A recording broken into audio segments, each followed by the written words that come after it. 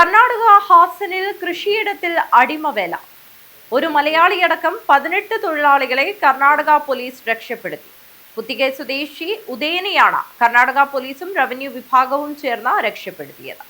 വ്യാഴാഴ്ച ഹാസൻ ജില്ലയിലെ കൃഷിയിടത്തിലെ ഷെഡിൽ നിന്ന് രക്ഷപ്പെട്ട് പുറത്തെത്തിയ കർണാടക സ്വദേശിയായ തൊഴിലാളിയുടെ മാതാവ് നൽകിയ പരാതിയിലാണ് നടപടി. 18 തൊഴിലാളികളിൽ മലയാളിയായ പുത്തിക ബേലൂർ സ്വദേശി ഉദയനെയും രക്ഷപ്പെടുത്തിയിരുന്നു. ഉദയനെ കാസർഗോഡ് ജില്ലാ അധികൃതർക്ക് കൈമാറി. തുടർന്ന് നടന്ന അന്വേഷണത്തിൽ നിരവധി തൊഴിലാളികളെ നിയമവിരുദ്ധമായി തടവിലാക്കിയിട്ടുണ്ടെന്നും വേതനമില്ലാതെ നിർബന്ധിച്ച് ജോലി ചെയ്യിപ്പിക്കുന്നുണ്ടെന്നും പോലീസിന് വിവരം ലഭിച്ചു. ഇതിന്റെ അടിസ്ഥാനത്തിൽ റവന്യൂ വകുപ്പുമായി സംയുക്തമായി നടത്തിയ ഓപ്പറേഷനിലാണ് 18 അടിമ തൊഴിലാളികളെ വിജയകരമായി രക്ഷപ്പെടുത്താൻ സാധിച്ചതെന്ന് Hassan additional police superintendent M Thammaiah പറഞ്ഞു. ഇരകളിലൊരാളായ ഈരന്നയുടെ കുടുംബം നൽകിയ വിവരങ്ങളുടെ അടിസ്ഥാനത്തിലായിരുന്നു നടപടികൾ. ഹാസൻ ജില്ലയിലെ ബേലൂർ താലൂക്കിലെ ജൂട്ടനഹള്ളി ഗ്രാമത്തിലാണ് രക്ഷാപ്രവർത്തനം നടന്നത്. തൊഴിലാളികളെ ഒരു ഷെഡിലാണ് താമസിപ്പിച്ചിരുന്നത്. പുറത്തേക്ക് പോകാൻ അനുവദിച്ചിരുന്നില്ല.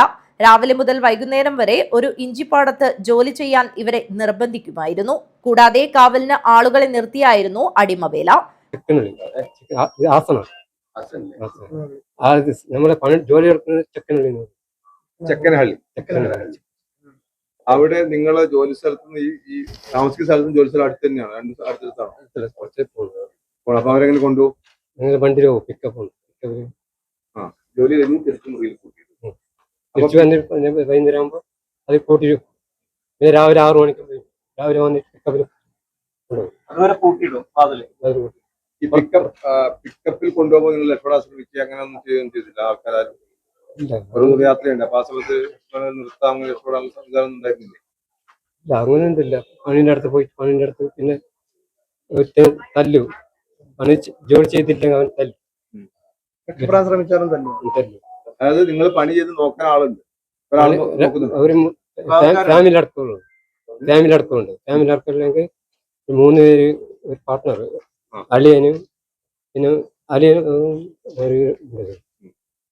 പെണ്ണ് വീട്ടുകാർ വാങ്ങാൻ കഷ്ടത്തിന് വിളിച്ച് ചാടും.